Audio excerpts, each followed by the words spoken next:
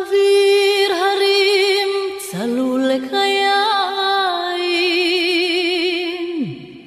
וריח אורנים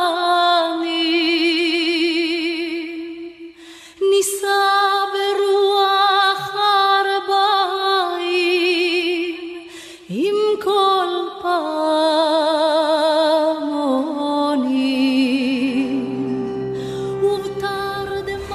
Certamente questo è un gruppo molto bello, un gruppo singolare di sorelle dell'ambito per la comunicazione sociale nella quasi totalità.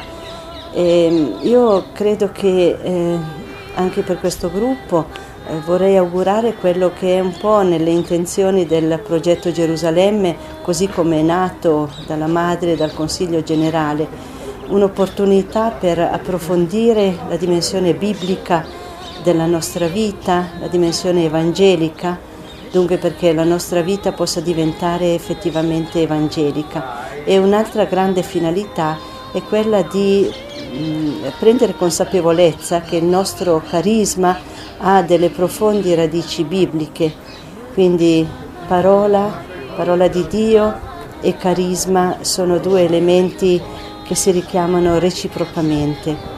E l'augurio che in particolare vorrei fare al gruppo delle coordinatrici per la comunicazione e tutte le sorelle di questo progetto Gerusalemme è di riuscire a penetrare in profondità questo binomio parola e silenzio,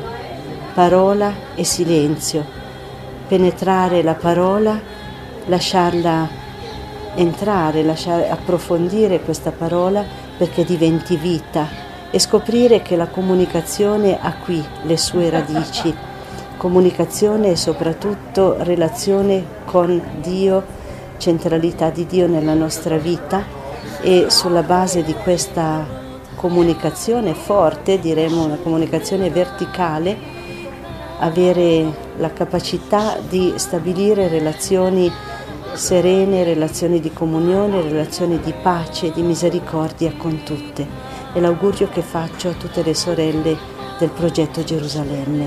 Auguri e grazie per l'opportunità che io stessa ho avuto di questa settimana meravigliosa che certamente rimarrà nel cuore per tutta la vita.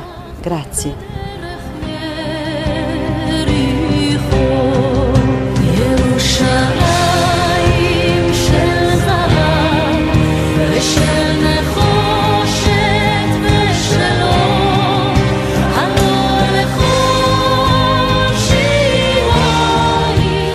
Yo espero de esta experiencia un renovarme en el espíritu, sobre todo el poder portar ese Jesús vivo, ese Jesús caminante y sobre todo comunicar este encuentro con Dios, este encuentro con los demás en comunidad.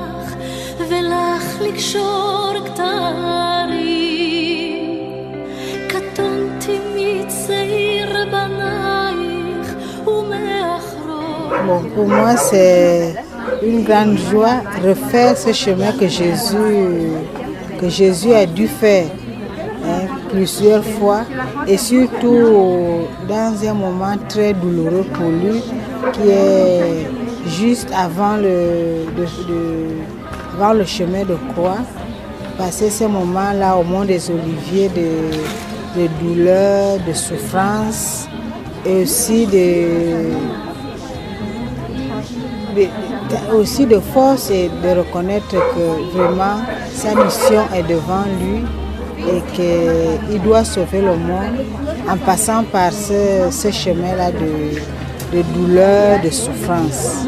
Donc pour moi, c'est aussi faire ce chemin de ma vie, tous ces moments de souffrance où j'ai voulu passer à côté de ce que je dois faire, pour me recentrer sur ce que je dois faire.